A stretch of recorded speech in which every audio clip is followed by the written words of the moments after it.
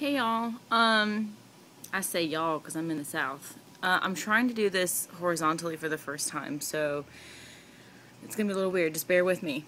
Anyway, hope everyone's having a great day. Here in the South, it is Fat Tuesday, Mardi Gras, and I'm not gonna go to any parades or anything like that, because frankly, I grew up in Louisiana, and we went to parades all the time, and it was just awesome. And where I live now, the parades are kind of sad, just a little sad.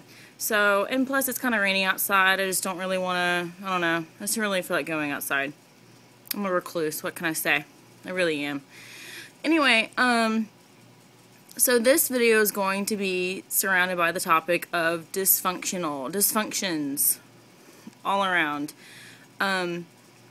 Starting with just like a little update of my weekend. I spent this past Sunday, I spent Sunday in the ER.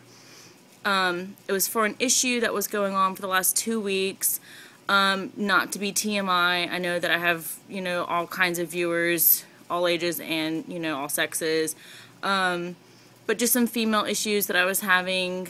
I was diagnosed with dysfunctional uterine bleeding, which a lot of women my size have issues with, as far as like endometriosis, PCOS, or DUB, which is what I have.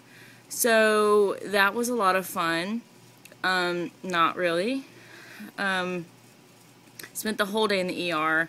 My poor boyfriend, it was his only day off, and he spent the whole day there with me, but he was really nice. He brought me some warm towels, brought me warm blankets, and held my hand and everything. So, everything's good now. I still need to schedule some appointments for this upcoming week or two, but, yeah, so anyway, I got some medication for it, some hormone replacements, and I'm feeling much better.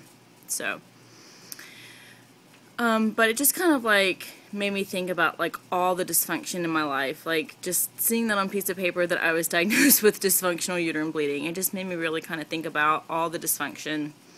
And I don't know if any of you guys have anything kind of similar to this, or have any thoughts or opinions on this. My parents had a really dysfunctional relationship growing up, and that led me to be, really isolated and depressed really early on. And I mean, I'm not going to lie, I was going to a psychologist by the time I was 11. I was on Prozac.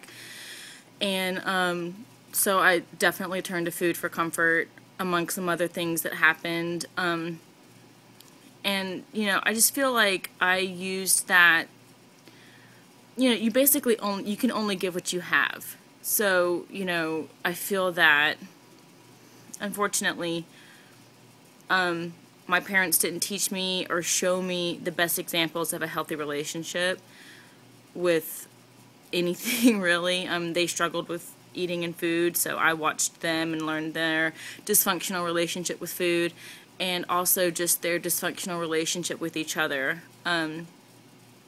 It just kind of sucks, because I know I brought some of those issues into my relationships personally. My marriage, being one of them.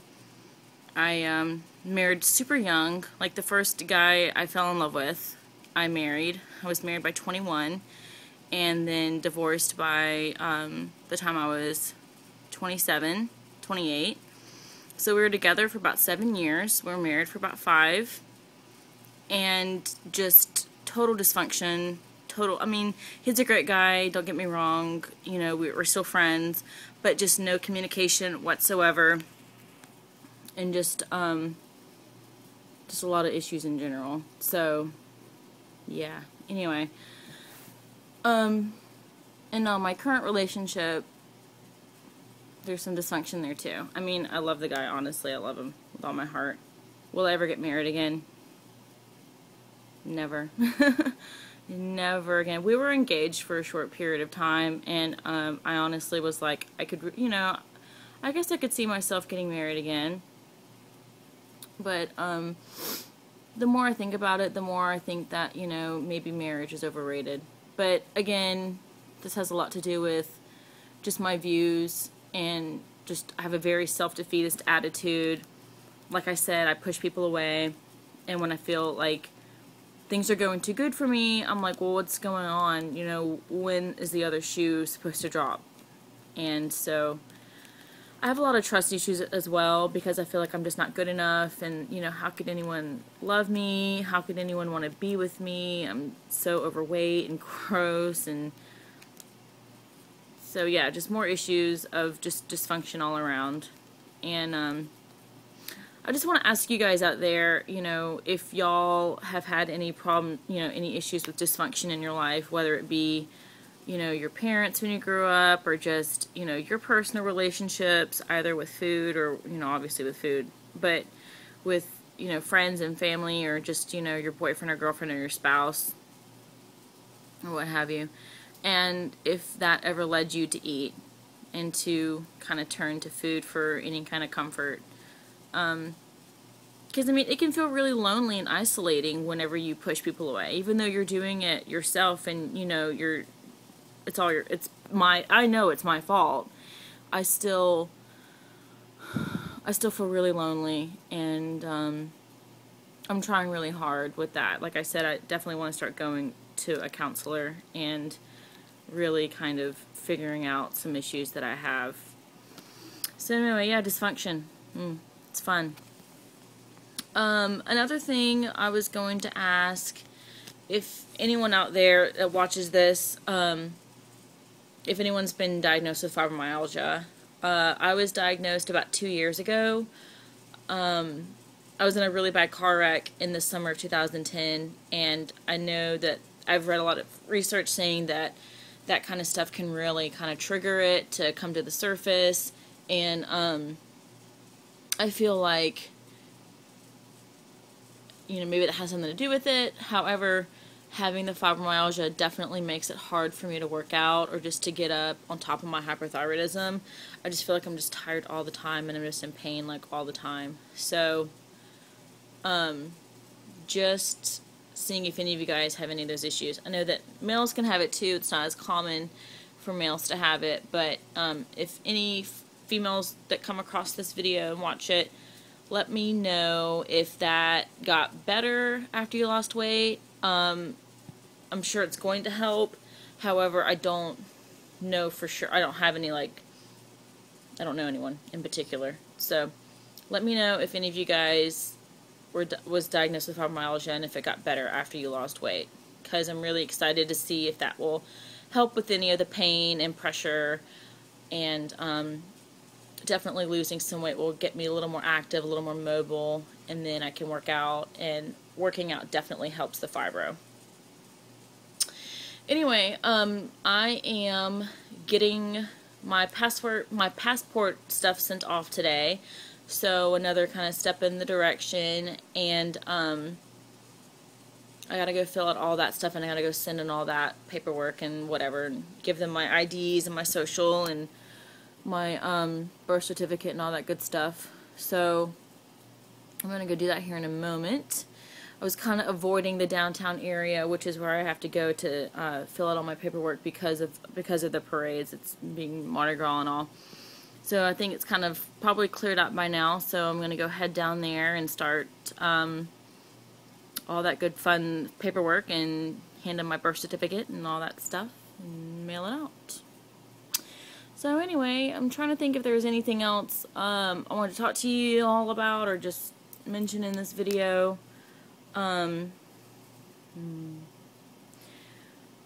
Might come up later.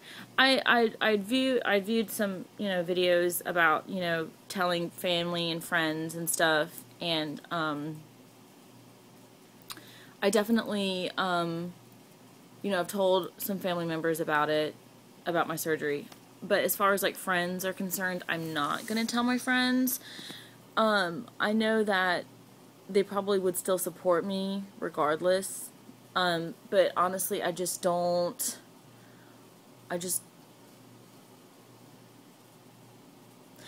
really, like, I only have like a very few people in my life that I consider my true friends. Like, I work with people that I love and they're fun, and you know, I consider them my friends, but as far as like people that I've had in my life, my best friend I've known since since 1995.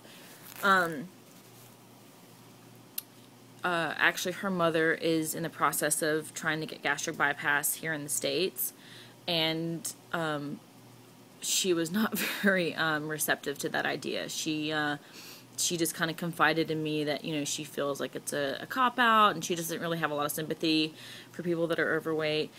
And I love her to death, so, you know, I understand that that's a flaw of hers. She doesn't have a lot of compassion, period.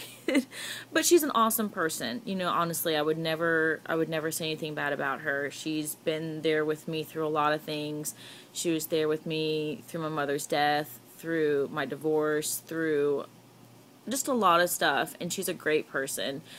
But I think that's just an issue that she has with her mother that she needs to work out, and not necessarily against overweight people in general. She's never said anything about me. She's never made comments about me or to me. You know, she thinks, you know, that I'm fine no matter what. But I think I'm going to wait to tell my friends until after a few weeks out. So I'm not going to necessarily tell my friends right now.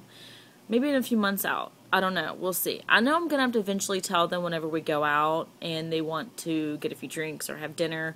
And obviously I'm not going to be able to partake in the festivities anymore. Because me and my friends, that's what we do. We go out and eat.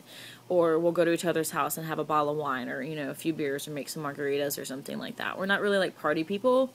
Every now and then we might go out to the club or to a bar or, you know, see a band play or something like that.